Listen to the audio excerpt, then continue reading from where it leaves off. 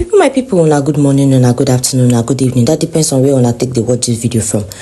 My people, we still dey on this Regina Daniels matter and Ned Nwoko domestic violence matter. So if you not still just join us for the first time, make una no forget to like, share, and subscribe.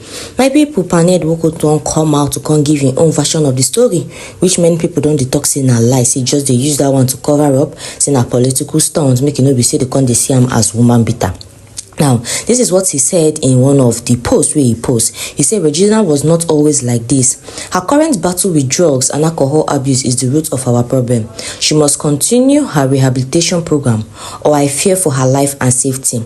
Now, she has moved to a place where she will have unrestricted access to drugs. I have other wives and none of them will ever accuse me of violence. My people, now just part one of waiting he talk. You can't go further to say Regina is the violent one here, slapping and hitting 3 staff in the past 48 hours and destroying property, including cars and windows, for no just cause. The truth is, I have set a clear condition for her to accept rehab in Asokoro or outside Nigeria, especially Judah, where she will not have access to drugs. A clear-headed Regina would have taken this option, but no, she decided to be stubborn. My people, which one we will go believe here? Because all this ones now, people just they talk in a lie, na cock and bull story.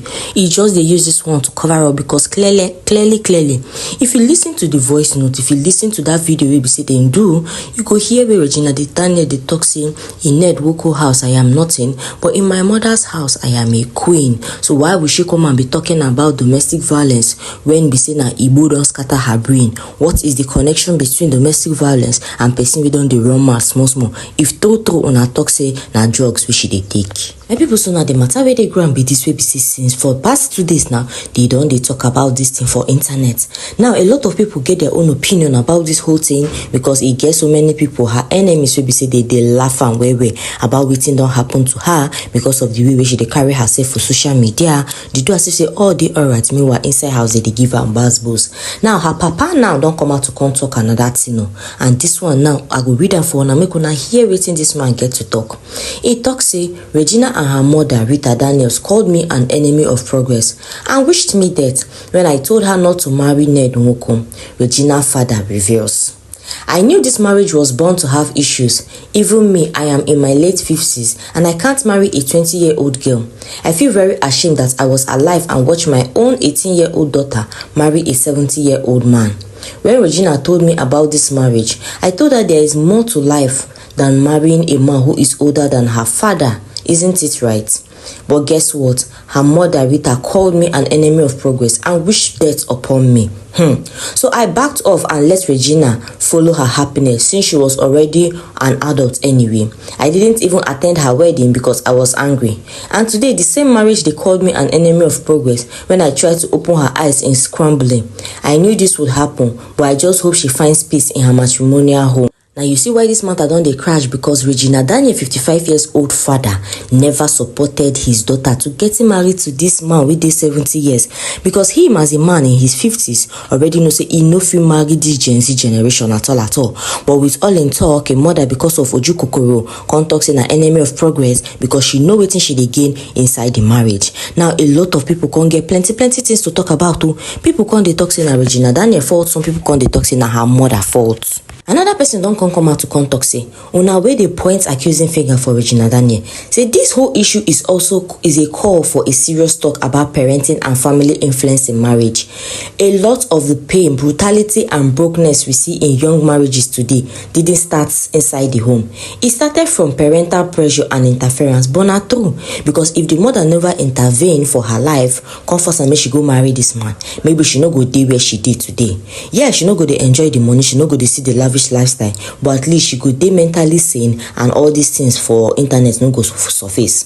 Both fathers and mothers sometimes forget that marriage is not a competition but a lifelong journey that needs space to breathe and grow. Parents should learn to guide, not control, advise and not impose. Make una dey learn to advise una children, make una no impose them. Just like some parents go come talk say omo na doctor where you go be, you must read doctor for school. Allow the pikin choose him path so that tomorrow they no go talk say na you make them feel for life. When you force or manipulate your children into marriage for fame, wealth or family pride, you might just be planting the seed of future pain. In Regina's case, it is hard not to question the silence of her father and the role her mother played. But this thing not true because now the father don't come out because people don't talk say the father really keep quiet when they see all these things to happen. But as I don't hear and for inside the video when we start, we have been talk say the father talk say he no agree or he no accept at all. But because of the ojukokoro and the mother wey be say she don't take care of Regina Daniels, wey be say she don't train them to that extent single-handedly, now he make it come be as if say the man no get talk or you no get say for where the woman dey. So now people we can't they blame am don't say the man self don't wash him hand come out because now this woman now impose am, now this woman force am make she enter inside that marriage. Now see where she don't land. So the cutie gist don't come post something about this same matter where they on ground. It can't talk say pikin where they marry off, husband use him money go buy shisha stand and apparatus keep inside her so she can do am well, top am with igbo. Cause when she get high, she dey mount am well, give am better konji satisfaction. What were you thinking? That the intake would increase? You don't see am now. Say now the husband say follow they do this one. If true waiting that they talk about igbo and things drugs so she dey take now true because people never really understand why Ned Nwoko could come out to come put his wife under the bus just like that. You can't go ahead to come talk say no be oga dey beside Gina while Gina was taking igbo and shisha. I been something dey in glasses. They were married then. Like Glamour told you all before in the previous post, Gina dey clamp oga where they give am better conjumastic when she high. Oga loved the sote he even went and buy the shisha equipment igbo they keep for house so that when they want to do, Gina fit stay in her highest realm and give am better satisfaction. How was the substance intake going to go away when she has the apparatus at her disposal at home? Una self they think all these things. Now, una want use the same thing una encourage and enable to disgrace am because she is crying for help against domestic violence. Yes, Gina abused substance, but it doesn't take away the fact that her spouses abuses her and also the fact that he is also an enabler because her highness works in his advantage until she became aggressive when he violently challenged her. Una dey see am true. If this thing na originally about drugs and abuse, you go know say even her husband Parental go no get clean hand. Now make it don't come out now to come clear in name before in political people go carry am say in wife don't dey craze bobo tibo and all that. Now make it don't come to push her under the bus as she no dey for her right frame of mind. But everybody just they wait silently, gently make Regina Daniels for come out, make she come talk wetin really happen. Because now the husband don't come talking, oh no, people don't believe the one-sided story. Now when two people come out to come talk wetin really happen, now where we go know wetin to believe. Now even her ex-boyfriend Regina don't come out to come talk say since Parental marry this lady, this babe, say she never call am for one day because of everything wey transpire wey be say Parental Nwoko even offer am 10 million make he no follow Gina again, make he no follow her talk or do anything together. Say because of that night wetin happen, now he can't see Regina Daniels call. Say as he see the call, he no pick am at all because he no one problem.